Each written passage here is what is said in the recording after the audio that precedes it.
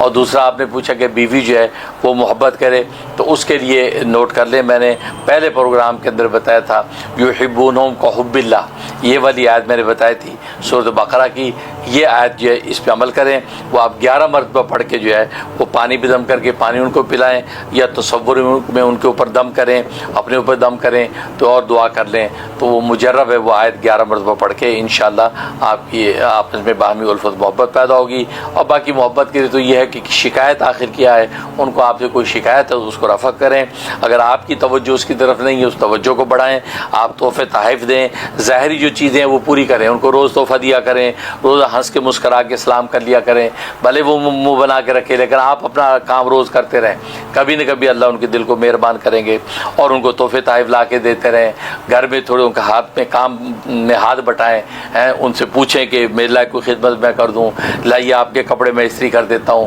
یہ جس کو جو آج کل لوگ کہتے ہیں یہ چونچلے اٹھانا، تو یہ چونچلے ذرا تھوڑے سے اٹھائیں، آج مردوں کو چونچلے اٹھانے کی عادت نہیں رہی، سب یہ ہٹلر بنے رہتے ہیں، ایسا نہیں، پیار آپ کے پارٹنر ہے، وہ بیوی آپ کی پارٹنر ہے، محبت پیار کے ساتھ آپ جب یہ گھر میں کرتی ہیں تو پھر وہ بیوی کی خام کا توجہ ہوتی ہے، وہ ناراض بھی جو ہے وہ آخر راضی ہو جاتی ہے، خوش ہو جاتی ہے، پھر وہ خود آپ کے ہاتھ ہٹائے گی، نہیں آپ بیٹھیے میں خود کر لوں گی کام، میں آپ کے لیے چائے بناتی ہوں۔ تو مطلب ہی یہ گیو اینڈ ٹیک کا معاملہ ہے، کیونکہ نکاح جو ہے یہ عبادت تو ہے لیکن ایک معاملہ بھی ہے، اس لیے اس کو ڈیلنگز کے اندر شریعت میں لکھا جاتا ہے، معاملہ ہے، گیو اینڈ ٹیک ہے، کچھ آپ دیتے ہیں کچھ لیتے ہیں، اس لیے آپس میں جو ہے اس انداز سے میاں بیوی رہیں گے تو انشاءاللہ وجہ ہی نہیں ہے کہ کوئی ایسی صورت حال ہو کہ بیوی ناراض ہو جائے، میاں ناراض ہوتے دیکھیں لیکن بیوی ناراض ہو تو ہمارے مشرقی ماحول کے اندر جہاں آپ انڈیا میں رہتے ہیں یہ تو مجھے تعجب ہے کہ بیوی ناراض، اس کا مطلب آپ نے ضرور کوئی بہت بڑی کھچ ماری ہے۔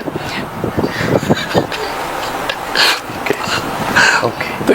آپ اپنی اس کھچ سے توبہ طائب ہوں، انشاءاللہ جو بھی ٹھیک ہو جائے گی۔ بہت شکریہ۔